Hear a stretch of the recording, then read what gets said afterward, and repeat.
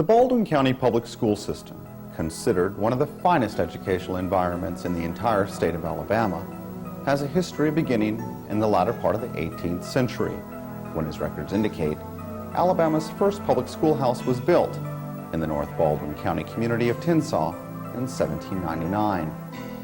At that time, nearly 10 years prior to Baldwin being organized as a county, the area remained geographically expanse. Agriculture served as king, and family farms dotted every section of the county. However, in this era of extremely limited highway systems, individual communities built their own respective public schoolhouses, with the Board of Education supplying teachers to provide instruction. In the early part of the 20th century, the Baldwin County Public School System boasted over 80 separate school districts, each with their own individual public schoolhouse. As time progressed, marked with improvements in transportation and engineering, numerous school districts were consolidated into nearby areas, leaving us today with very few of the original public schoolhouses which distinguished, beginning in 1799, Baldwin County as the birthplace of Alabama's first public schoolhouse.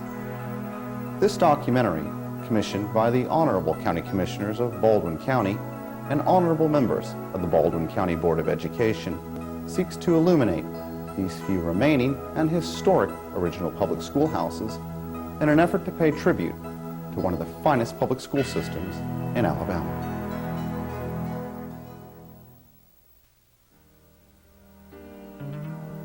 Located 10 miles south of Bay Minette, in the growing unincorporated community of Stapleton, the Stapleton School has a history dating back to the late 19th century, when in 1892 the school was established to provide educational instruction to the area's children in this expanse community distinguished by a rich farming and timber-producing history.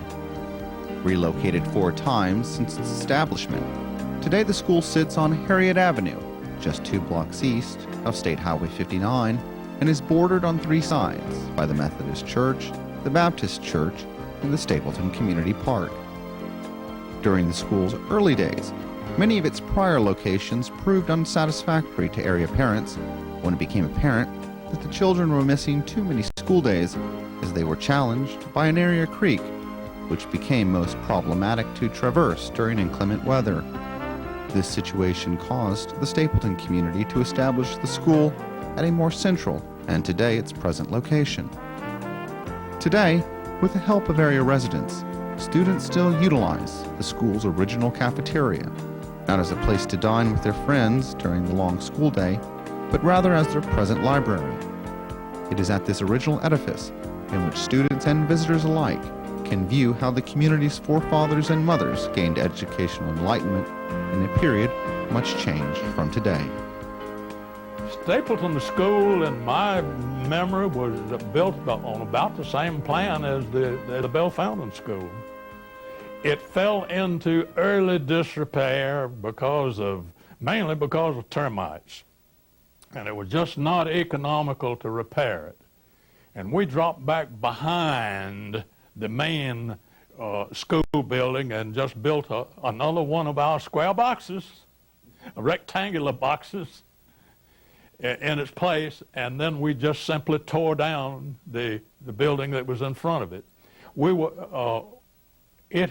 as I recall, it had one classroom added in later years, and it was in good condition, and we were able to save it, and we kept it and used it for first as a library and then as a kindergarten room. And I think that building is still usable, still a part of the Stapleton School. I believe it is. Stapleton was one of the schools that had a teacherage. And in the time when I was responsible for the buildings in Stapleton, it was occupied by the janitor of the school. He had a very, very large family. And he managed to rear his family in that teacherage. Housing for teachers in small communities was always a problem. The teacher was expected to board with members of the community, but sometimes there was just no place for them, and the county decided that it would be economical to build homes at certain schools to attract teachers of quality. The principal of a school got $10 a month for being principal, and then he got $5 a month for every extra teacher that he had, and that was in addition to his regular salary as a teacher, because the principal was in the small school was always a teacher himself or herself. So that free housing in the community was a very large attraction for teachers and with small families. I can remember a number of communities that built these. On the Foley High School campus, we had two of these. One was an original structure, and they later built a better one.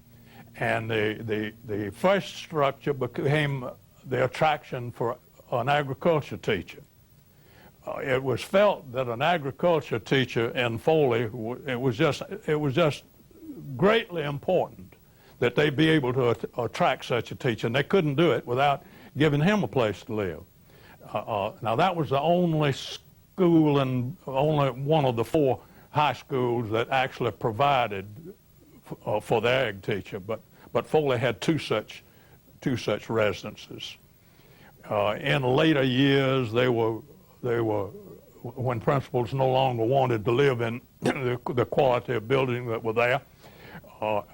At Baldwin County High School, it became the means of attracting a janitor of good quality. We paid such people such a very low salary that if there were an old building on the premises that he could live in, and I can remember at Baldwin County High School the janitor living in. Same thing at Stapleton School.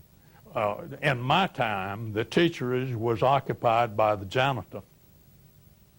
It enabled me to attract a janitor of superior qualities. The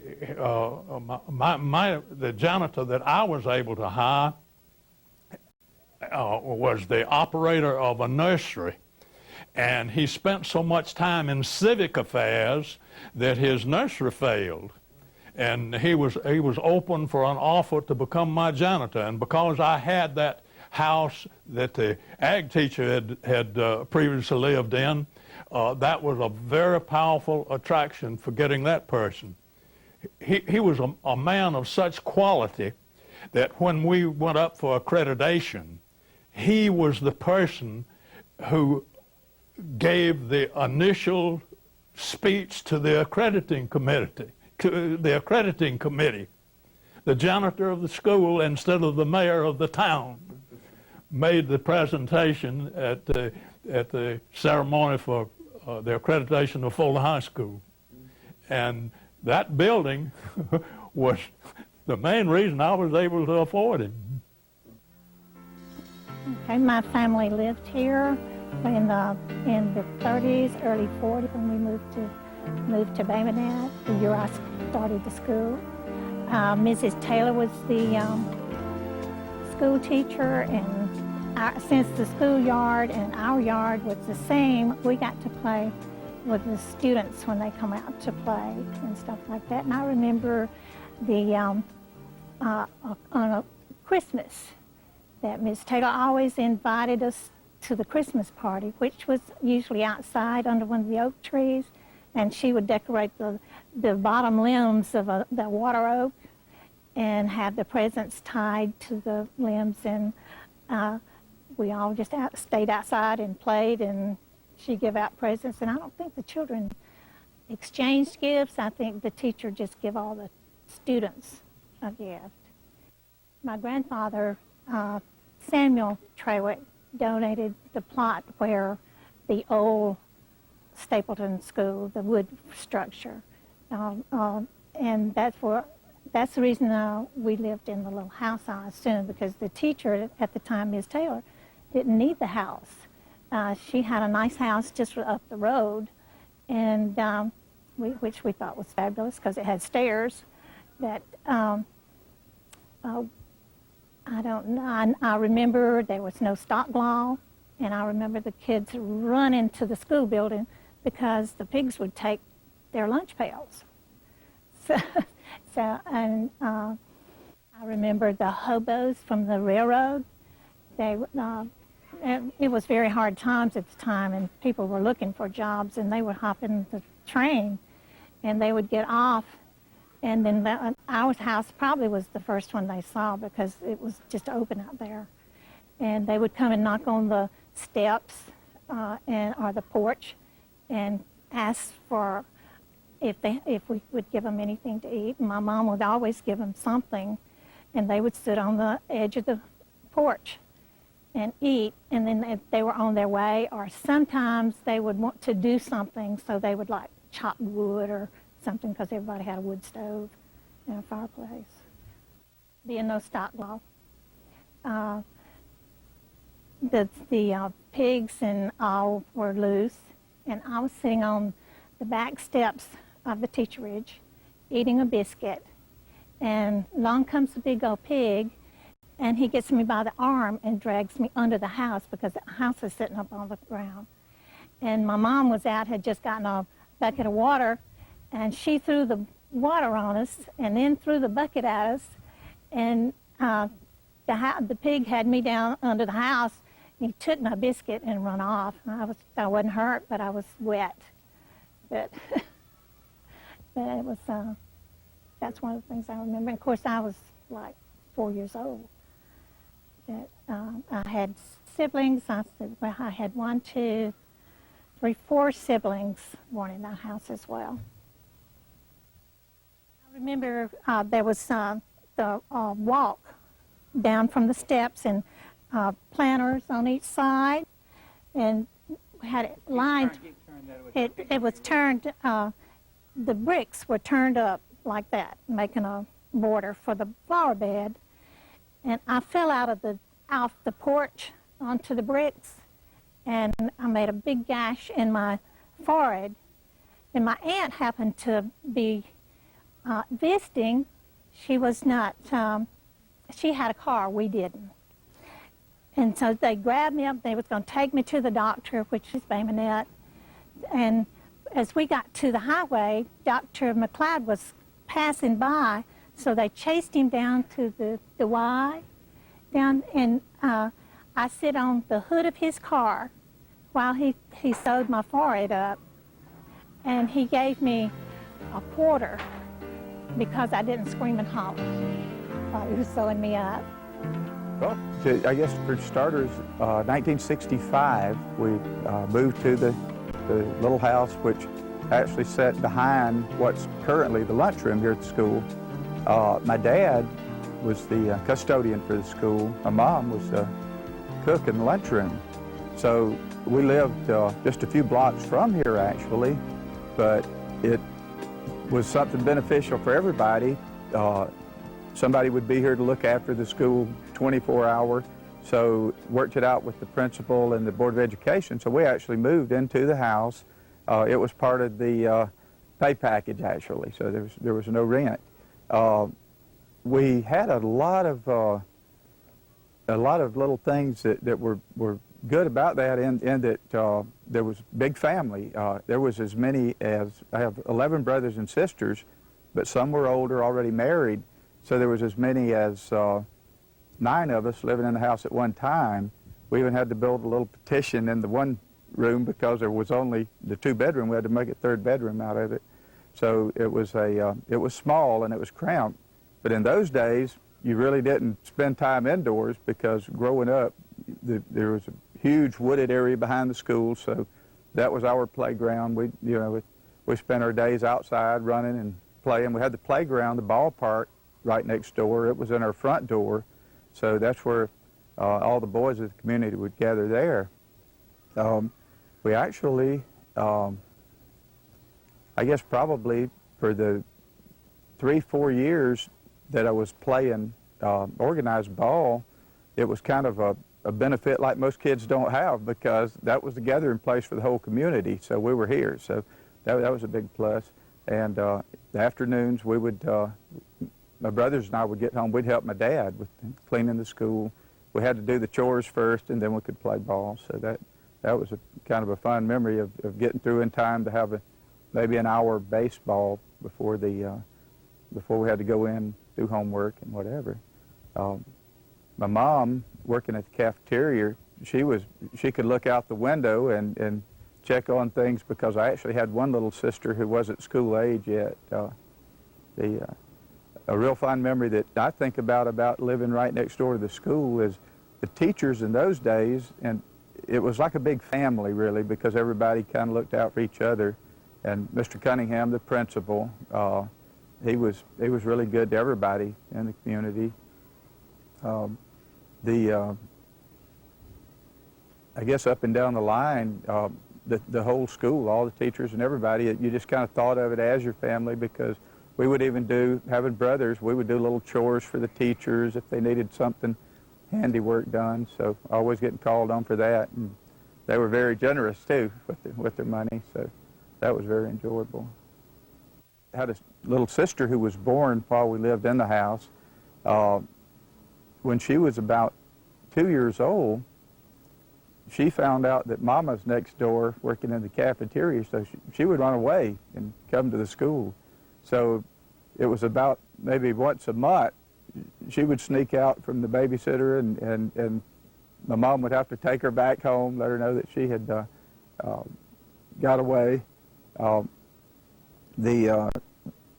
We had a teacher, Mr. Gainey, and his classroom actually was right behind us where we stand now, and he was a special person, actually, because he was a teacher. His wife was a teacher here at the school, and he was a preacher on the weekends. But Mr. Gainey would take us kids to rodeos, things like that. That was a lot of good times we had with him. He played ball with us on the ballpark just like one of the kids. So remember that as being one of the fondest memories. In 1942, they started a cafeteria, which was in the old wooden school, which was 2 small rooms. They cooked in one room on a kerosene stove and served us out of the other room, and we went by and picked up our lunch and went back to our room and ate it. Then after the war was over, they built this present school behind me. And my mother, Susie Howard Bird, and Annie Sibley was the cooks, and they moved into the new school. They had a gas stove, and they thought they had died and went to heaven because it was such a wonderful thing. They had tables which seated at least 100 kids, and they cooked mostly with government food, which they call commodity food, which consists of canned meat, vegetables, flour, and lard, and grits, yellow grits. And they cooked until my mother retired in 1953 out of this present old building here. And Miss Annie Sibley, she retired in 1948. One of my fondest memories about the cafeteria when it was over in the old school, our classroom was where the lunchroom was, and so myself and Emma Jean Baggett and one on Overstreet was supposed to be sweeping our class so the kids could come through and get their lunch, and instead we propped up on the broom and was singing. So our teacher came in and called us, and she made us sing for the entire school while they came through and got their lunch.